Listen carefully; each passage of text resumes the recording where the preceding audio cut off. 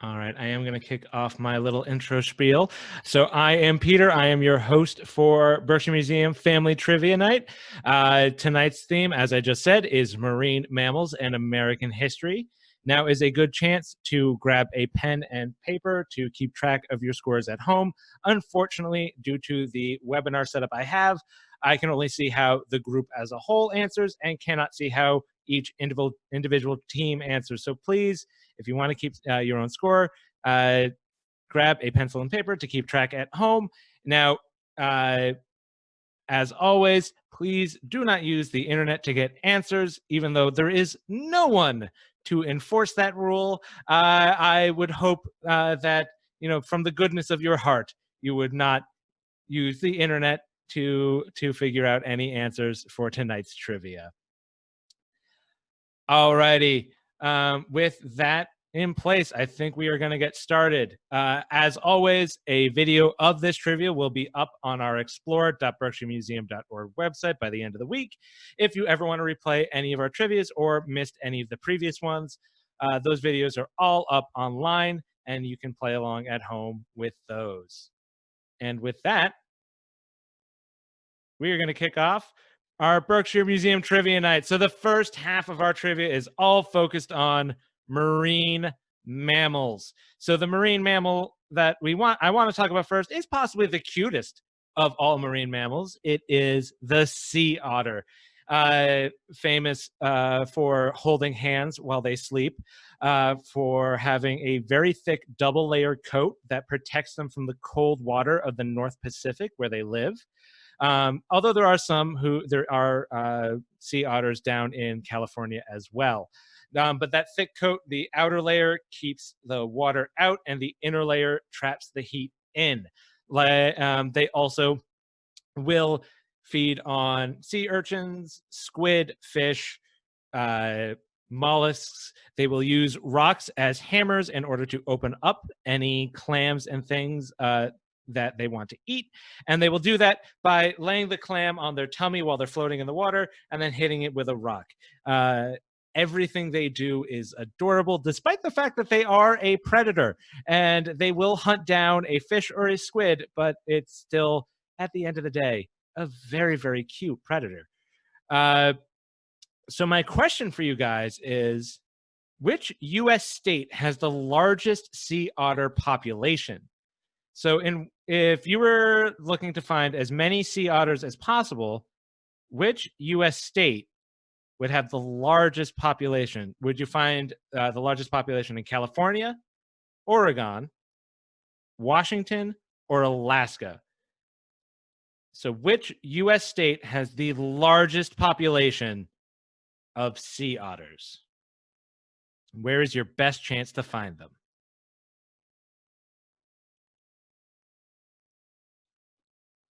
Now, sea otters are endangered throughout every habitat they're in. Their populations had plummeted across the West Coast. However, in the recent decades, those populations have started to regrow. So we are starting to see a regrowth of the sea otter populations.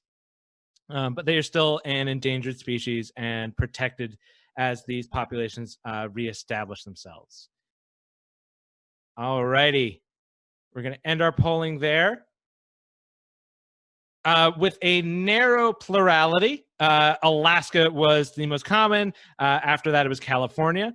The answer is Alaska. Alaska is home to the largest population of sea otters. They range from the southern coast of Alaska throughout the islands in the Bering Sea. So the Alaska, due to its enormous coastline, has a huge number of sea otters that range all the way from southern Alaska out to the furthest points of Alaska out near Russia.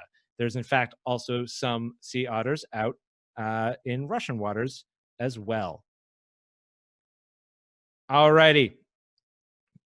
Next up, now at the Berkshire Museum, we actually have Herman Melville's desk. As you know, Herman Melville wrote a particular book about an ornery whale. A man declares vengeance on a whale and seeks to hunt it. My question for you is, what type of whale was Captain Ahab hunting? Why did he gather a crew in Nantucket and set sail for the Pacific to hunt this species of whale? Is it a sperm whale, a blue whale, a humpback whale, or a right whale? Which species of whale is Captain Ahab going after?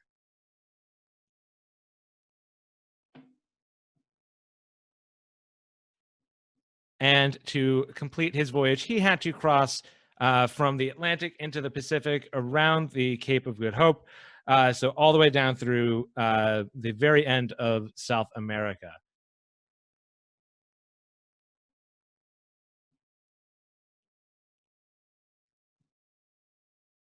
All right, just a few more seconds on those guesses. Whale hunting was was a very profitable industry in early New England society. And whalebone and whale oil were highly prized commodities. All righty, we're going to end our polling there. Most of you guys got this. The correct answer was the sperm whale. Sperm whales are known for their high amount of whale oil. They and that whale oil is what people were after when they were hunting whales. All right. Up next, we have a different type of marine mammal. This here is a freshwater dolphin. Famously, the freshwater dolphins of the Amazon are what come to mind because many of them have a very bright pink coloration to them. This one here is a bit darker. These are a species of dolphin which live solely in fresh water. So they live throughout the Amazon basin and will hunt fish in the numerous rivers throughout Brazil. However, they are not the only freshwater dolphins in the world. My question for you guys is uh, where else can you find freshwater dolphins? Can you find them in the Nile River, in Egypt, the Congo River in Central Africa, the Ganges River in India, or the Yellow River in China? Now, there are several rivers in the world. Only one of the rivers listed here has freshwater dolphins. So only one of these rivers listed is one that has freshwater dolphins. There are several rivers in the world which are home to these animals. Now, there are also several species of dolphin, such as the Irrawaddy dolphin, which primarily live in the ocean, but are capable of swimming upstream through brackish water. So there is an Irrawaddy dolphin, which might make its way up into the Mekong River from the Mekong Delta. However, that dolphin primarily lives in saltwater. It is just able to survive in freshwater for a short time. Whereas freshwater dolphins cannot survive in saltwater, their skin cannot handle it. And so they are solely a freshwater dolphin. All right, we're going to end our polling there. Mix of results. A number of you guys guessed the Yellow River in China, which is a pretty good guess. There actually was, the Yellow River did not have a freshwater dolphin species. It was actually the Yangtze River, which that dolphin species has gone extinct. However, both the Ganges and Indus River in in India have a freshwater dolphin species living there. There are actually two different ones. There is a species for the Ganges River and a species for the Indus River. So both those rivers in India still have freshwater dolphins living in them. Alrighty. Now, these animals here are commonly known as killer whales. They are brutally efficient hunters. They are willing to take down a great white shark, and there is record of one killer whale, or as they are more properly known, orca, hunting great whites and eating only their livers because it preferred their liver over every other part. They will also eat fish, seals, and a number of other large animals. They are incredible hunters out in their native habitat. However, my question for you guys is, although they bear the name killer whale, are orcas actually whales? So this is a true, false, or it's complicated. So are orcas whales? So true, false, or it's complicated.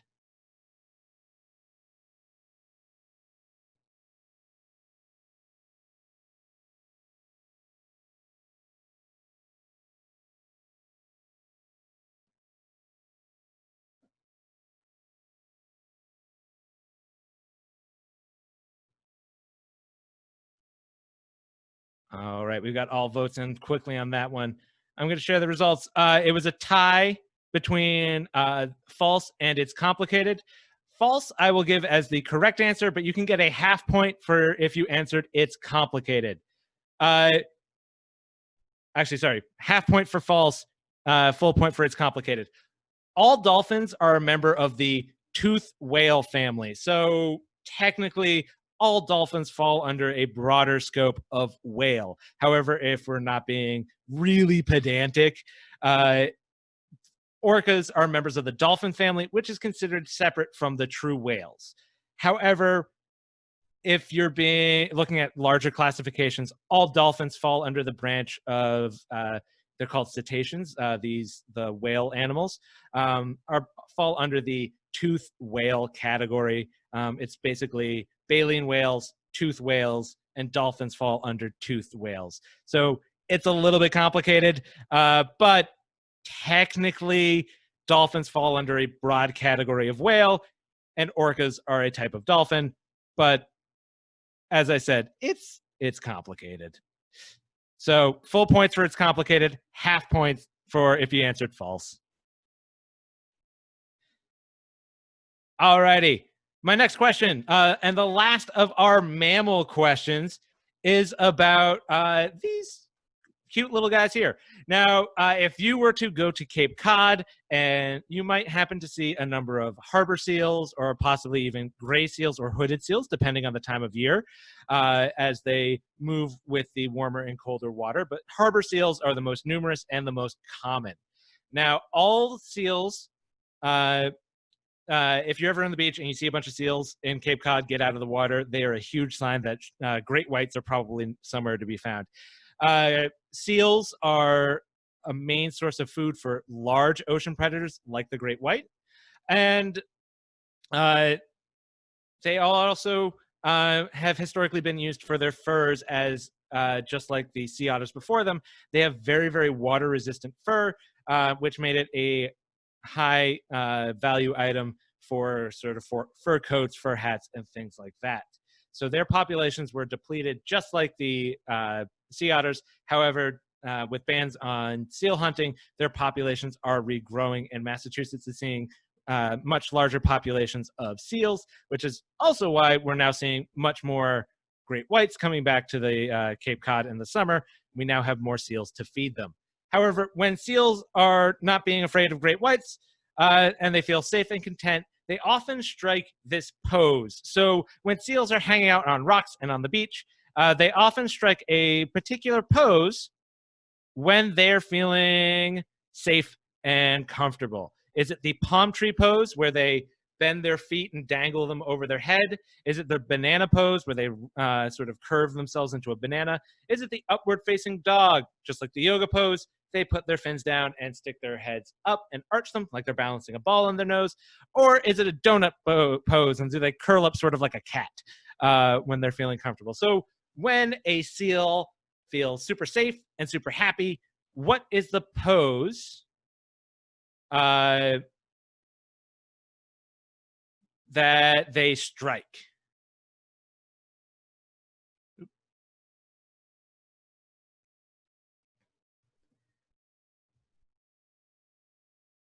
All right, another few seconds on those answers.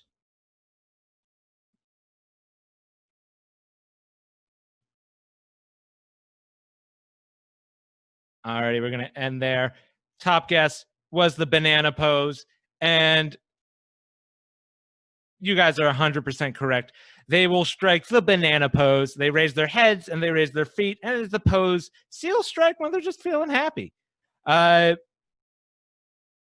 you can see with this little cutie here, this is the classic banana pose of a happy and content seal. And they just sort of bend themselves up at both ends. All right. That was the final round of our marine mammals questions. Up next, we are moving on to American history. So we just had our Independence Day, which commemorates the signing of the Declaration of Independence, which is said to be July 4th, but the signers actually signed it over a long period of time. In fact, the last signature was in November of the took place months afterwards. So the signatures took a long time to accrue on it. The last signature was a man from New Hampshire. There was no space under the left in the New Hampshire delegates column, so he simply signed his name underneath everyone's at the bottom of the page. My question for you is, since they had this long period of time to sign the Declaration of Independence, how many people signed it in the end? So how many signatures, when you count them all up, are on the Declaration of Independence? Are there 38 signatures, 41, 56, or 62 signatures? So delegates from each colony would sign it. Delegates who arrived to the Continental Congress a little bit late also signed it, or those who were sent a little bit later would also have the opportunity to sign it as well. So my question for you guys is, how many signed the Declaration of Independence? Other facts about the Declaration of Independence. There is something written on the back of the Declaration of Independence. It is not a treasure map, as Nick Cage would have you believe. It simply notes that it is, in fact, the original copy. A mark left when it went to the printer, so they knew they got the original back. So there's a mark on the back, but it basically just says this is the original copy of this document. I don't think anyone has tried to bake it in the oven to reveal a secret message, though, which I would not recommend. Alrighty, we're going to end our polling there. We had a pretty good split between 41 signatures and 56 signatures. Those of you who guessed 56, pat yourself on the back. There are 56 signers of the Declaration of Independence. Early prints of the Declaration of Independence. Some of them did not include the signers. Some of them include only some of the signers. The final official print of the Declaration of Independence made sure to include the names of all 56 signators. All righty.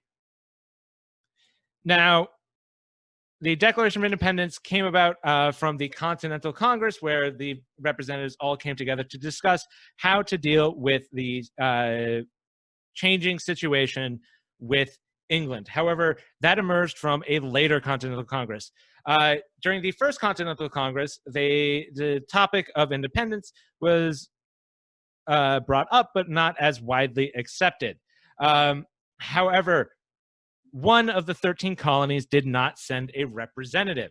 So the first Continental Congress held in Philadelphia only had 12 colonies represented, although they did make allowances for additional colonies such as Nova Scotia and Quebec to potentially join the next Congress should they sway these other British colonies to their side.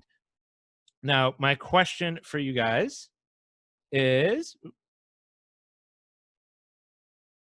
which colony did not send representatives to the first Continental Congress? Was it North Carolina, New Hampshire, Georgia, or Delaware? Which state did not send representatives to the first Continental Congress? I will give you guys a hint. This particular state had a higher percentage of loyalists and did not align itself as much with the Patriot cause until a few years later. So they avoided the First Continental Congress. So which of these states do you think in 1774 was more loyal to England than the others?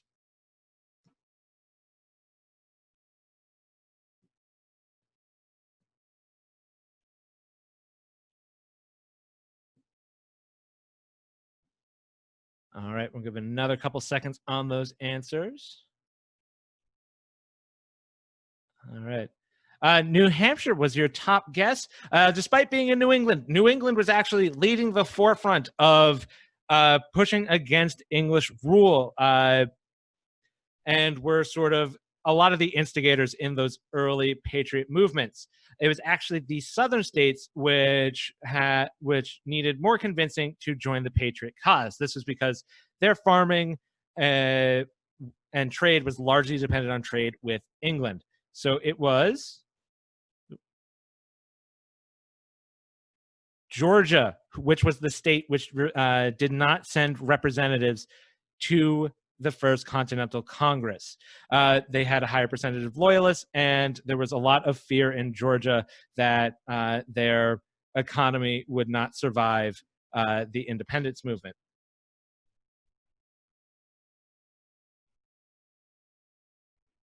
Alrighty.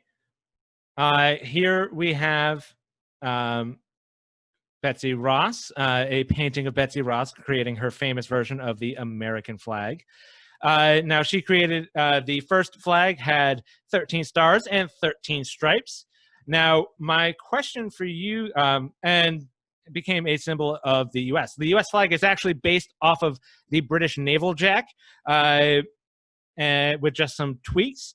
They took out the English flag from the blue section and replaced it with stars, and put alternating red and white stripes in an area that was traditionally solid red. But our flag is actually based off of the English naval jack of the period, or naval flag of the period.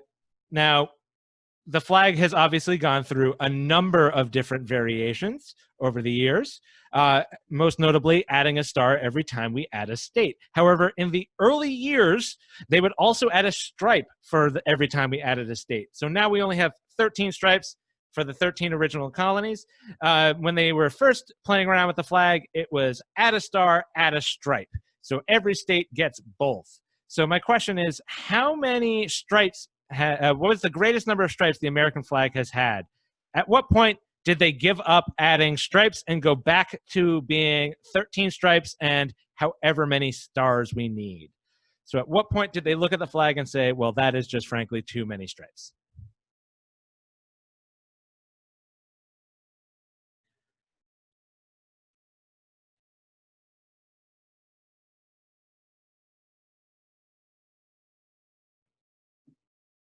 So is it 16, 15, 14, or is this a trick question and they've only ever had 13 and I am lying to you guys? Alrighty, all votes are in. We're going to end our polling. Runaway winner on that one was 15 stripes. And you guys are absolutely correct. The last flag that they added stripes to was the 15 stripe flag. As soon as they moved to 16 stars, they took off those extra 2 stripes and went back to 13 for the original colonies. However, that 15 stripe flag is immortalized in American history because the 15 stripe flag is actually the Star Spangled Banner that is being sung about in the national is the famous Star Spangled Banner. So here is a picture of that banner there. You can see it has 15 stars and 15 stripes. It is also enormous. They all right. Now, my question for you guys is the 14th state was Vermont. It was added shortly after the U.S. was created. My question for you guys is, what was the 15th state to join the Union? So we had the 13 original colonies. Vermont, almost immediately after the U.S. was established, joined. So what was the 15th state? Was it Kentucky, Tennessee, Maine or Ohio? What was the 15th state? So Vermont, number 14. What was next?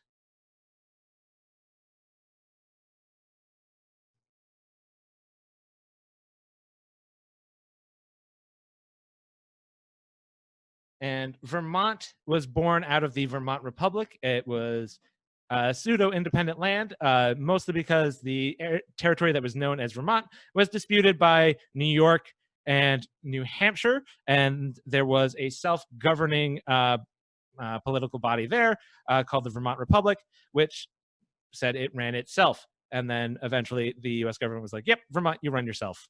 So they made it a state. All right, we're going to end our polling there. Ooh, this was a tough one. Split between Maine and Ohio. Ohio is actually much later, as is Maine. Maine was a part of Massachusetts until 1820. Tennessee is close, but our actual answer is Kentucky. It was carved out of a piece of Virginia, which was an enormous state at the time. So extra territory owned by Virginia was carved out, and the state of Kentucky was formed in 1791. All righty. We are on to our final question of the night. And it happens to do with a very famous ride. You might have heard a poem about it. This is Paul Revere's Midnight Ride. Now, I'm sure you all know the famous phrase associated with that ride, but my question for you is that the real phrase used by Paul Revere? Now, we have his journal, and he writes down what he said he said. So, my question for you guys is, what, to the best of our historical knowledge, did Paul Revere shout on his midnight ride? Did he go, as the poems say, shouting, "The British are coming, the British are coming"? Did he shout, "The redcoats are coming"? Did he go with, "The regulars are coming"? Or did he run through the towns screaming, "Oi, wake up, there's a fight"? So is it, "The British are coming"? "The redcoats are coming"? "The regulars are coming"? Or, "Oi, wake up, there's a fight"?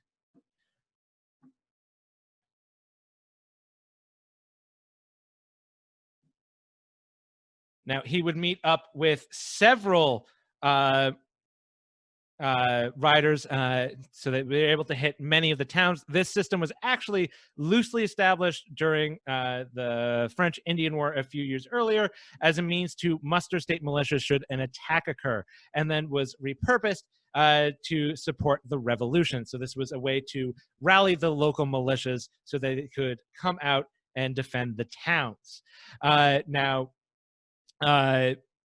There were several other riders, as I said, including they also additionally picked up a doctor who, according to his own notes, was leaving a lady acquaintance's house embarrassingly late at night. And that is his official description of why he was out on the road that particular evening. All right, we've got all our guesses in. We're split between two. So we have the redcoats are coming and the regulars are coming. Now, the reason he did not shout "the British are coming" is because, well, everyone in New England sort of saw themselves as British or English. So shouting "the English are coming" or "the British are coming" makes no sense. It would be like running through the town today and shouting "the Americans are coming." They saw themselves as British, so the distinction really didn't make sense. They went with the regulars are coming. The reason for this is there were a number of redcoats stationed throughout New England. So by shouting "the British are coming" or "the redcoats are coming," you might tip someone off. "The regulars are coming" was not exactly a code word, but it was less inflammatory than shouting "the British Army" or calling out the redcoats directly. So the regulars is referring to the foot soldiers, the regular soldiers. The infantry is coming out and to prep your militias. All right, my friends, that is the final question of the night. I hope you had a great time. We will be back in 2 weeks. I have not settled on a topic yet, so I will let you guys know soon. So keep an eye on our Facebook page for the next trivia coming out. I believe bugs will be involved. So that will be our next one. All right, guys. Have a great night.